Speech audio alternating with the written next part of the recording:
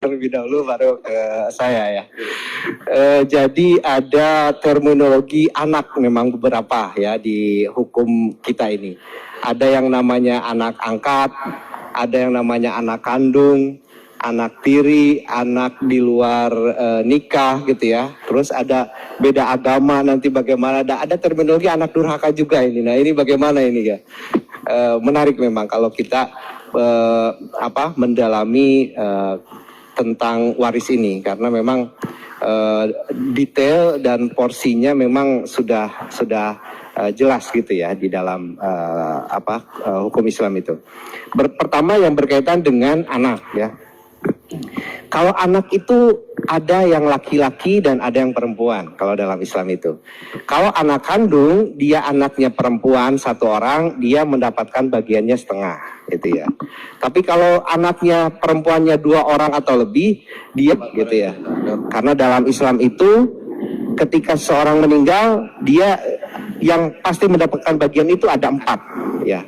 Yang pertama anak sudah pasti dapat gitu.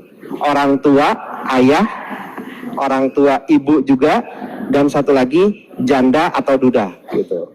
Itu pasti dapat ya gitu. Selebihnya dia tergantung dari posisi 4 bagian ini, apakah masih hidup atau tidak, atau ada atau tidak gitu ya. Itu untuk anak. Kemudian kalau posisinya untuk anak angkat atau anak adopsi, ini dikenal ada yang namanya wasiat wajibah. Nah, jadi dia tidak mendapatkan bagian dari harta warisan secara langsung gitu ya, dengan bagian dan porsi yang sudah dijelaskan, ditetapkan, tetapi dia bisa mendapatkan melalui wasiat wajibah gitu. Nah, wasiat wajibah ini maksimalnya adalah 1/3 karena sebagaimana wasiat dalam Islam itu maksimal diberikan kepada siapapun itu maksimal adalah 1/3. Bisa lebih dari 1/3 ketika ahli waris yang lain bersepakat dengan bagiannya boleh lebih dari 1/3 gitu. Itu untuk anak angkat. Kalau anak tiri, nah ini bagaimana ya? Anak tiri atau anak bawaan, apakah dia masuk pada 2 golongan tadi di atas gitu ya? Apakah karena hubungan darah dengan pewaris atau hubungan perkawinan gitu ya.